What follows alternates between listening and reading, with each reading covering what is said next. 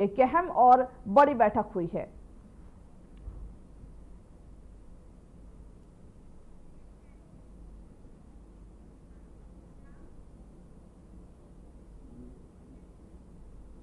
वो उत्तराखंड के मुख्यमंत्री पुष्कर सिंह धामी ने जनहित में विभिन्न महानुभावों को विभागीय दायित्व सौंपे हैं, जिसमें प्रदेश में जन कल्याणकारी योजनाओं के क्रियान्वयन में तेजी आएगी और अनुश्रवण में मदद मिलेगी। इस मौके पर सूचना महानिदेशक वंशीधर तिवारी ने बताया है कि जिन व्यक्तियों को दायित्व सौंपे गए हैं उनमें हरक सिंह नेगी, ऐश्वर्या रावत, गंगा वेस्ट, श्याम अग्रवाल, शांति मेहरा, भगवत प्रसाद मकवाना, हेमराज वेस्ट और अन्य जो प्रमुख व्यक्ति थे वो शामिल थे। इन विभागीय दायित्वों को संबंधित कार्यों में सुधार और प्रगति की उम्मीद है।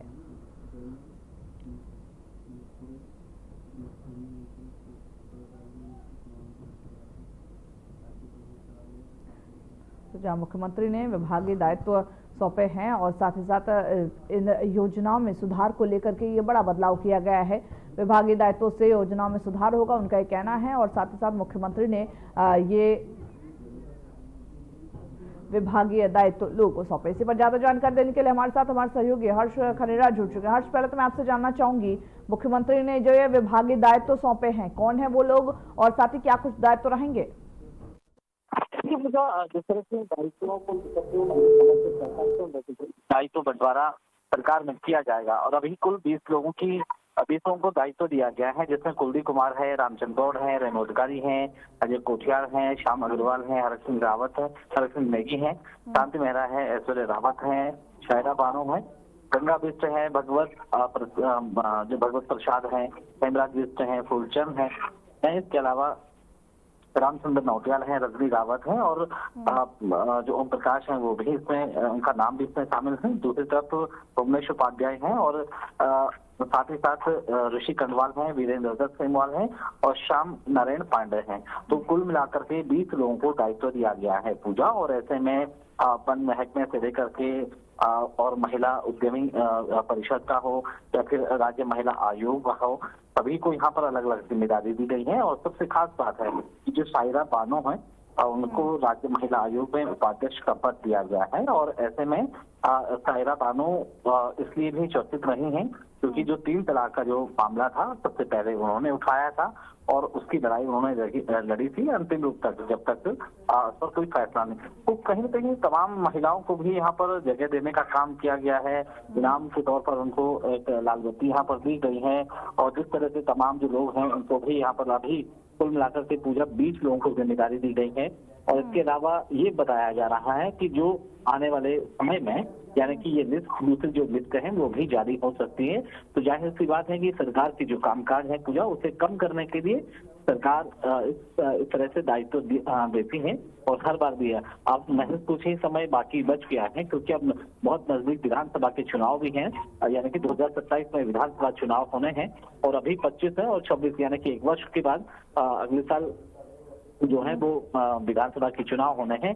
महज 1 से 1.5 साल का समय है। तो ऐसे में दायित्व भी लोगों को दिए जा रहे हैं कि पार्टी में किसी तरह से कोई भीतरघात न हो, कोई कलेश न हो और जिस तरह से समन्वय है वो आपस में बना रहे, चाहे वो पार्टी के साथ हो, सरकार के कामकाज हो, तो उनको सफलता करने के लिए दायित्व दिए गए हैं। जी पूजा। हर्ष, मैं आपसे ये भी जानना चाहूंगी कि देखिए उत्तराखंड में लगातार ये देखा जा रहा है कि सीएम धामी एक्शन मोड में नजर आ रहे, चाहे वो बीते दिनों हम कई जगहों के नाम बदलने की बात करें, चाहे वो अभी अगर दायित्व सौंपने की बात करें। तो ऐसे में ये जो दायित्व सौंपे गए, आपने कहा कि आने वाले दिनों में नगर निगम के चुनाव है उसको लेकर के सौंपे गए, तो इन दायित्वों के तहत क्या कुछ जिम्मेदारियां होंगी, क्या कुछ आने वाले दिनों में उत्तराखंड में विकास और बदलाव देखे जा सकते हैं? देखिए निश्चित तौर पर जैसे मैंने बताया पूजा, क्योंकि जिस तरह से सरकार के जो कामकाज होते हैं उनको सफलता देने के लिए, उनको सहूलियत देने के लिए इस तरह से दायित्व दिए जाते हैं। दूसरी बात है कि जिस तरह से पार्टी के अंदर कोई विरोधाभास न हो, आंदोलनी कलेश न हो और आपस में तालमेल बना रहे, चाहे वो संगठन के साथ हो या फिर कार्यकर्ताओं के साथ हो। तो कार्यकर्ताओं को कहीं न कहीं जिम्मेदारी इसलिए दी जाती है कि जिन लोगों का जो इससे पहले जो चुनाव हुए, चाहे वो नगर निकाय के चुनाव हुए हों या फिर इसके अलावा लोकसभा के चुनाव हुए हों और या फिर विधानसभा के चुनाव हुए, जहां पर लोगों ने बेहतर परफॉर्मेंस किया है उन लोगों को इनाम के तौर पर उनको दायित्व दिए गए हैं और जिम्मेदार विभाग दिए गए हैं। तो इससे बिल्कुल स्थिति साफ है कि कहीं न कहीं सरकार की मंशा ये रहती है कि आपस में तालमेल बना रहे, और दायित्व इसलिए भी दिए जाते हैं ताकि सभी जो लोग हैं वो नाराजगी उनमें न हो, उनके जो कार्यकर्ता हैं उनको यहाँ पर सम्मान मिले, और इस सम्मान के साथ साथ वो आने वाले चुनाव में अच्छा परफॉर्मेंस कर सकें। अच्छी पूजा। चलिए, बहुत शुक्रिया आपका हमारे साथ जुड़ने के, ज्यादा जानकारी देने के लिए। वही राज्य के 8 शहरों में 23 स्पोर्ट्स एकेडमी खोली जाएगी। इसके लिए जो लेगेसी प्लान है उसका ड्राफ्ट तैयार कर लिया जा चुका है। इसके तहत 38वें राष्ट्रीय खेलों के लिए देश विदेश से मंगाए गए जो करीब 100 करोड़ के खेल उपकरण की देखरेख सुनिश्चित होगी। साथ ही साथ 23 खेलों की अलग अलग एकेडमी बनने से राज्य से श्रेष्ठ खिलाड़ी जो हैं वो भी तैयार हो सकेंगे। इस योजना पर करीब 33 करोड़ रुपए का खर्च आएगा। वहीं पुष्कर सिंह धामी की अध्यक्षता में आज यानी कि बुधवार को होने वाली बैठक में लेगेसी प्लान के ड्राफ्ट पर मुहर लग सकती है। ड्राफ्ट की खेल मंत्री रेखा आर्या के स्तर पर समीक्षा हो चुकी है। ये सभी एकेडमी देहरादून के महाराणा प्रताप स्टेडियम और parade ground, Haridwar, Udham Singh Nagar, Rudrapur, Pithoragarh, Haldwani, Golapar stadium समेत 8 शहरों के उन्हीं स्थानों पर शुरू होगी।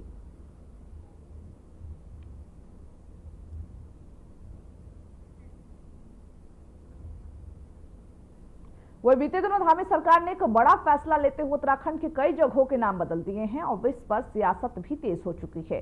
एक और जहां कांग्रेस की प्रवक्ता गरिमा दसोनी ने इसे त्रिवेंद्र सिंह रावत के मुद्दे से भटकाने के लिए सरकार की कोशिश बताया, तो वही बीजेपी प्रदेश मीडिया प्रभारी मनवीर चौहान ने कहा कि कांग्रेस ने जनता को भटका रखा है और भटका हुआ आदमी ऐसी भटकती हुई बातें क्या करेगा। ज्योति प्रसाद गोरेला ने यह कहा कि कांग्रेस भटकती हुई आत्मा का संगम है।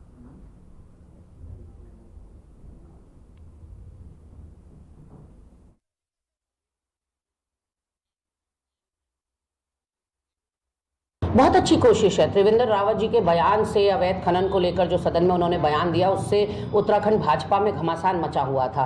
तो पूरा ध्यान भटकाने के लिए, मुद्दे को डाइवर्ट करने के लिए, जनता, विपक्ष और मीडिया का ध्यान भटकाने के लिए ये अच्छी कोशिश दिखाई पड़ती है। एक आध नाम बदले होते तो मंशा पर सवाल नहीं उठता, लेकिन 15-20 नाम आप एक साथ बदल देंगे तो कहीं ना कहीं आप कंफ्यूज दिखाई पड़ रहे हैं। इसलिए कंफ्यूज दिखाई पड़ रहे हैं क्योंकि समझ में नहीं आ रहा है कि अभी तक तो आप 35 लाख मुस्लिम परिवारों को सौगातें मोदी दे थे, तो मोदी धामी किट बांटेंगे, ये वक्फ बोर्ड के चेयरमैन ने कहा, और अब आप ईद के दिन इतने सारे नाम बदल रहे हैं। उसका रीजन ये भी दिखाई पड़ रहा है क्योंकि आपके पास अपना कहने को कुछ नहीं है।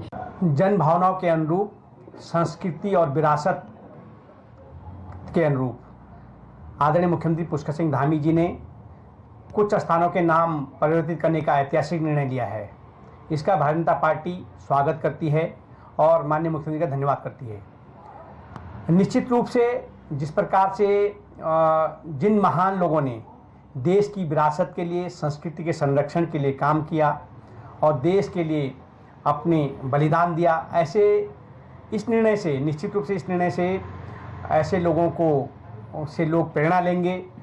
और इसके साथ ही जो विदेशी आक्रांता हमारे देश में आकर के जिन्होंने हम पर कई अत्याचार किए और उनको इतिहास के पन्नों में महानतम दर्शाने का काम किया गया, ऐसे लोगों से भी लोग आम जनता अवगत होगी।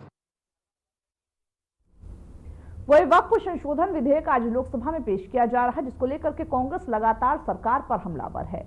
वक्फ संशोधन विधेयक पर कांग्रेस नेता हरीश रावत ने कहा कि इस बिल को लेकर के जिन लोगों के हित के नाम पर इस बिल को बनाया जा रहा है, उन सबके मन में कई आशंकाएं और सवाल हैं। सरकार ने उन सवालों का जवाब नहीं दिया। पहले भी जब बिल में संशोधन हुए तो सवाल उठे और बातचीत से उसका हल निकाला गया, लेकिन सरकार इसका समाधान ही नहीं कर रही। ऐसा लग रहा है कि ये बीजेपी के ध्रुवीकरण के एजेंडे का हिस्सा है। इसके पीछे आपकी वोट बैंक की राजनीति है और इसीलिए इसका विरोध हो रहा।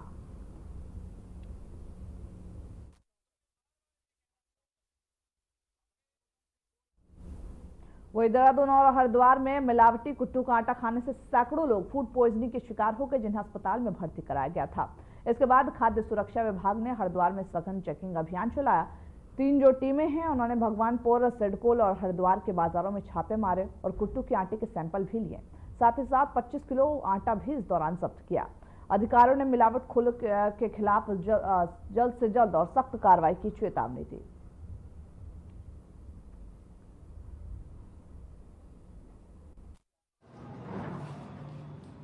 काफ़ी लोग हमारे जिले में भी बीमार हुए थे, जिस परिप्रेक्ष्य में हमारे खाद्य आयुक्त द्वारा निर्देश किया गया कि हर जगह पूरे जनपद में सघन अभियान चला जाएगा। उसी को देखते हुए आज हमने 3 टीमें बनाई थी। 3 टीमों में से एक टीम जिसमें मैं स्वयं नेतृत्व कर रहा था, हमारे साथ एसडीएम साहब भी थे, तो ये भगवानपुर में गए। वहाँ पर हमने 3 सैंपल कुट्टू के आटे के लिए और लगभग 25 किलो कुट्टू का आटा हमने जब्त भी किया, उसको हमने डिस्ट्रॉय करने की प्रक्रिया में है। वही हाल ही में राज्य में संपन्न हुए 38वें राष्ट्रीय खेल में उत्तराखंड ने बेहतरीन प्रदर्शन करते हुए 7वां स्थान प्राप्त किया है और 103 मेडल भी हासिल किए। इसके बाद अब उत्तराखंड का खेल विभाग वादों के तहत खिलाड़ियों को नौकरी देने की तैयारी में जुटा है। विशेष सचिव खेल अमित सिन्हा ने बताया है कि ऐसे खिलाड़ी जिन्होंने उत्तराखंड को गौरवान्वित किया, उनकी संख्या 234 है, जो नौकरी और धनराशि की योग्यता रखते हैं। उन्होंने यह भी बताया कि जल्द ही 1-2 महीने के भीतर इन खिलाड़ियों को नौकरी दी जाएगी। इसके साथ ही गोल्ड मेडल प्राप्त करने वाले जो खिलाड़ी हैं, उनको 12 लाख की धनराशि दी जाएगी, जबकि सिल्वर मेडल प्राप्त करने वाले खिलाड़ी को 8 लाख की धनराशि, ब्रॉन्ज मेडल वाले खिलाड़ियों को 5 लाख की धनराशि दी जानी है।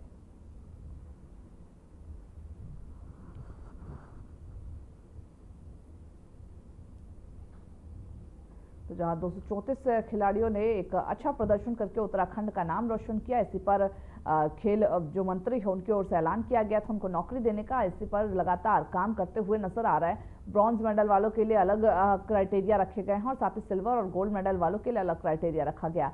तो अभी अगर बात करें तो राष्ट्रीय खेल में उत्तराखंड का 7वां स्थान है और इसी के साथ उत्तराखंड लगातार खेल के मैदान में बढ़ता हुआ नजर आ रहा है। इसी के मद्देनजर सरकार भी खेलों को बढ़ावा देने के लिए तमाम ऐसे प्रयास कर रही है ताकि आज के जो युवा हैं, आज के जो लोग हैं, वो खेलों की ओर अपने आप को आकर्षित कर सके और साथ ही साथ जो ऐसे लोग हैं जिनको खेलों में दिलचस्पी है लेकिन कहीं ना कहीं कुछ खामियों के चक्कर में वो आगे नहीं बढ़ पा रहे, इसको लेकर के उत्तराखंड सरकार काम करते हुए नजर आ रही है। सबसे बड़ी चीज है कि पहली बार उत्तराखंड जो है वो 7वें पायदान पे आया नेशनल गेम्स में। हमने 103 पदक जिसको कहा जाए पाए हैं और कुल 22 गेम्स में। तो इस तरह से हमारे जो मैं खिलाड़ियों की संख्या जगह टोटल 234 खिलाड़ी नौकरी के लिए अहर है और मुझे पूरी उम्मीद है कि निकट भविष्य में हम न सिर्फ उनको नौकरी दें बल्कि उनको जो धनराशि हमने कमिट की है, जिसमें कि गोल्ड मेडल वाले को 12 लाख और उसी अनुपात में अन्य को मिलेगा, तो वो सभी हम अगले 1-2 महीने के अंदर कर लेंगे।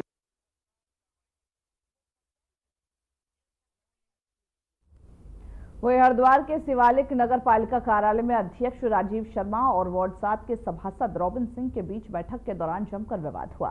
सभासद ने पालिका अध्यक्ष पर गंभीर आरोप लगाते हुए कहा, विकास कार्य ठप पड़े हैं और जब इस मुद्दे पर चर्चा करनी चाहिए तो अध्यक्ष ने अभद्र भाषा का इस्तेमाल किया, जिससे कि विवाद बढ़ गया। वहीं सभासद रॉबिन शर्मा ने भी क्षेत्र का विकास नहीं होने को लेकर के नाराजगी जताई। दूसरी ओर राजीव शर्मा ने सभी आरोपों को सिरे से खारिज कर दिया। इस विवाद के बाद नगरपालिका में हलचल भी तेज हो गई है।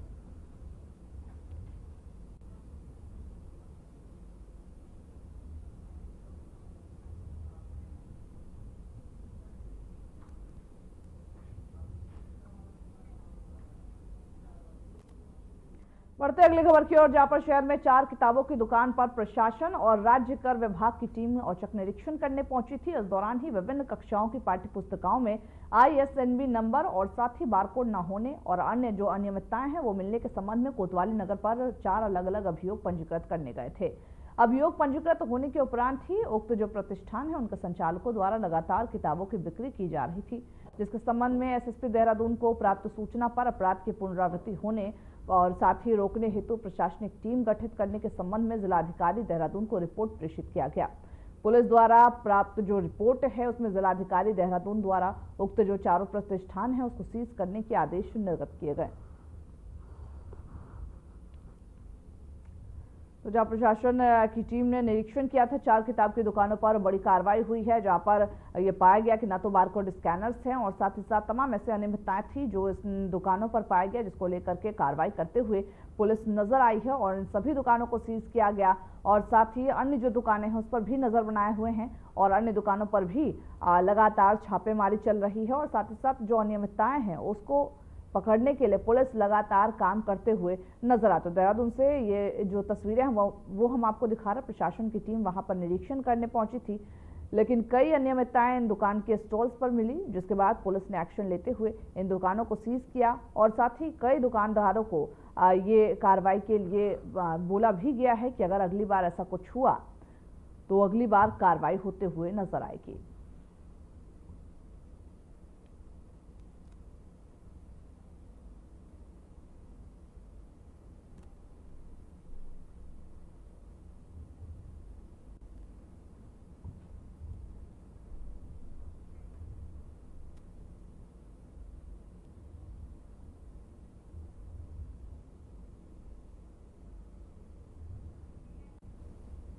वह तीर्थ नगरी की सड़कों को अतिक्रमण मुक्त बनाने के लिए नगर निगम और पुलिस का अभियान लगातार जारी है, जहां नगर निगम और पुलिस की टीम ने रेलवे रोड और हरिद्वार रोड पर अतिक्रमण हटाने की कार्रवाई की।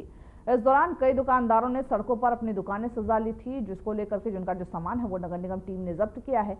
वही पुलिस ने 1 दर्जन से भी ज्यादा दुकानदारों के चालान काटकर जुर्माना वसूल किया है। प्रशासन की लगातार चल रही जो इस कार्रवाई है उससे अतिक्रमण करने वालों में खलबली मची हुई है और अब वो सड़क पर सामान लगाने से डरते हुए नजर आ रहे हैं। हालांकि नो पार्किंग में खड़े वाहनों पर अभी तक कोई भी कार्रवाई नहीं की गई, जिससे नो पार्किंग करने वालों के हौसले बुलंद नजर आ रहे हैं। जहां रेलवे और जो अन्य जगह है वहां पर लगातार कार्रवाई करते हुए उन दुकानों पर नजर आ रहा है जो रोड पर बिना परमिशन के ठेले लगाते हुए नजर आ रहे हैं और साथ ही नगर निगम की टीम ने यह कार्रवाई करती, क्योंकि देखिए यही सारे जो वजह होते हैं, जैसे नो पार्किंग जोन में गाड़ी को पार्क करना और साथ ही कहीं भी मनमाने तरीके से ठेले लगा देना, वो कहीं ना कहीं जो ट्रैफिक है वो एक बड़ी वजह बनती है, क्योंकि आने वाले दिनों में 4 धाम यात्रा है और इसी के मद्देनजर तमाम कार्रवाई करते हुए उत्तराखंड सरकार नजर आ रही है।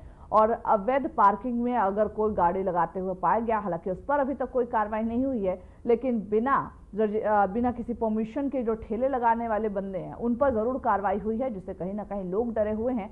क्योंकि अक्सर ये देखा जाता है कि सड़कें भले ही चौड़ी होती है, लेकिन इन दुकानदारों की वजह से वो सड़कें छोटी हो जाती है, जिससे लोगों को अक्सर जाम की समस्या से जूझना पड़ता है। और इसी के मद्देनजर एक बड़ी कार्रवाई नगर निगम की ओर से किया जा रहा है, जहां बेमाने तरीके से जो फल के ठेले लगाए थे, जो सब्जी के ठेले लगाए थे, उनको जब्त किया गया, उनके सामान को जब्त किया गया और साथ ही साथ उनको निर्देशित किया गया और उन्हीं की जैसे जो अन्य जो ठेले वाले उन पर भी कार्रवाई लगातार जारी है।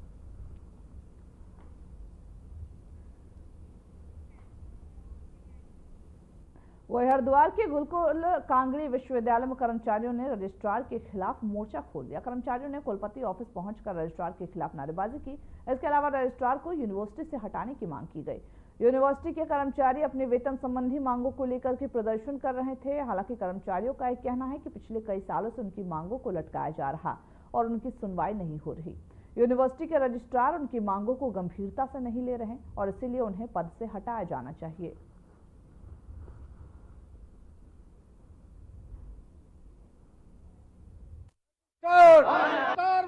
4-5 साल से रजिस्ट्रार साहब आए हैं। इन्होंने सिर्फ लंबित ही करी हैं मांगे और कोई भी जब भी कोई किसी काम को करने का जब भी माहौल बना है तब इन्होंने अपना रूल रवैया अपनाया है और इस रवैये को ये छोड़ नहीं रहे हैं। इसी काम को लेकर जब से स्ववित्त पोषित एक वर्ग है हमारे गुरुकुल कांगड़ी विश्वविद्यालय में, उसको इन्होंने एक ऐसा माहौल बना के रख दिया कि उन 80-90 लोगों के कर्मचारियों के घरों का इन्होंने वेतन में और उनकी सैलरी में लगातार अनियमितताएं करते आ रहे हैं और इनकी काम की करने की इच्छा बिल्कुल इस ढंग से हो गई जैसे कि कोई गुरुकुल कांगड़ी विश्वविद्यालय के मालिक हो गए हैं। उत्तराखंड पुलिस ने विकासनगर क्षेत्र में एक शातिर गैंगस्टर एहसान को मुठभेड़ में घायल कर उसे गिरफ्तार किया है। आरोपी पर 15,000 रुपए का इनाम था और वह विकासनगर गौकशी मामले सहित कई अन्य अपराधियों में वांछित था।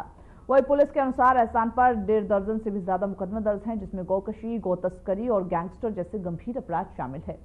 वह उत्तर प्रदेश के सहारनपुर जिले का निवासी है और हरियाणा के कुरुक्षेत्र से भी वांछित था। पुलिस ने सहसपुर क्षेत्र के तिमली धरमवाला में एक बाइक सवार बदमाश को चेकिंग पॉइंट पर रुकने का इशारा किया। बदमाश ने रुकने के बजाय पुलिस से बचने की कोशिश की और भाग निकला। पुलिस टीम ने उसका पीछा किया और तिमली के जंगल में उसे घेर लिया। इस दौरान बदमाश ने पुलिस टीम पर फायरिंग की, जिसके बाद पुलिस ने जवाबी फायरिंग की। वहीं इस मुठभेड़ में एहसान के पैर में गोली लगी है। मुठभेड़ के बाद घायल बदमाश को अस्पताल में भर्ती कराया गया, जहां एसएसपी और एसपी विकासनगर ने घटना की जानकारी ली।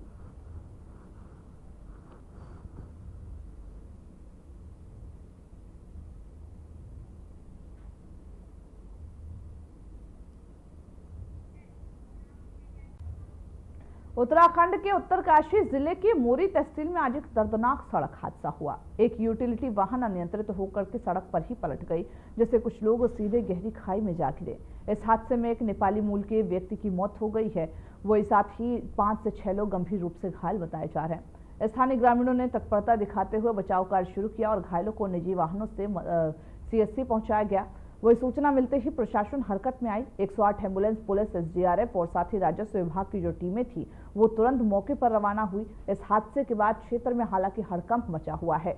बताया यह भी जा रहा है कि वाहन सक्रिय और दुर्गम सड़क पर था, जहां जरा से भी लापरवाही जानलेवा साबित हो सकती थी। हालांकि अभी तक हादसों के कारण का स्पष्ट पता नहीं चल पाया है, लेकिन प्रारंभिक जांच में वाहन के अनियंत्रित होने की आशंका जताई जा रही।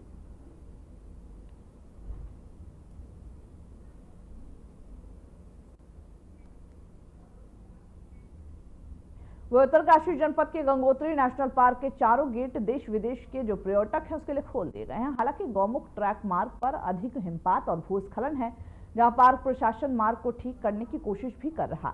गंगोत्री नेशनल पार्क के उपनिदेशक हरीश नेगी ने बताया है कि पार्क में नेलांग घाटी, गर्तांगाली और साथ ही साथ गौमुख ट्रैक और 7 जो ताल हैं वो सहित अन्य सुंदर स्थानों पर पर्यटक सैर कर सकते हैं।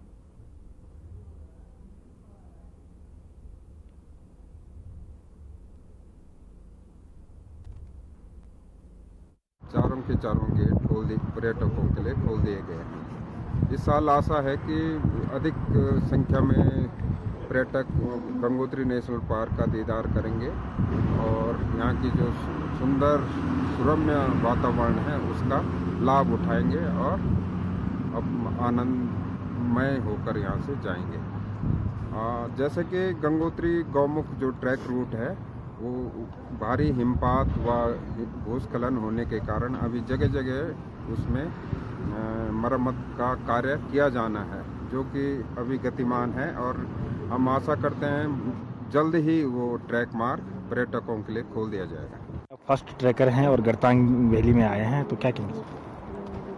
हम लोग अभी फर्स्ट ट्रैकर हैं यहाँ पे, जो कि गर्तांगली में आए हुए हैं। तो काफ़ी खूबसूरत वैली है गर्तांगली। अभी तो हमने फ़ोटो वगैरह में देखा है, तो अभी हम लोग देखेंगे यहाँ पे। और आज से ही गंगोत्री मतलब यहाँ पे जितने भी फॉरेस्ट है गर्तांगली का, ये ट्रैक खुल चुका है। और अभी हम लोग जो रुके थे यहाँ पे, मेनली हम लोग कल जाने वाले थे, बट हम लोग गर्तांगली ट्रैक के लिए यहाँ पे रुके हुए थे। तो अभी हम लोग गर्तांगली ट्रैक करेंगे। फर्स्ट ट्रैकर हैं और गर्तांग वैली में आए हैं, तो क्या कहेंगे?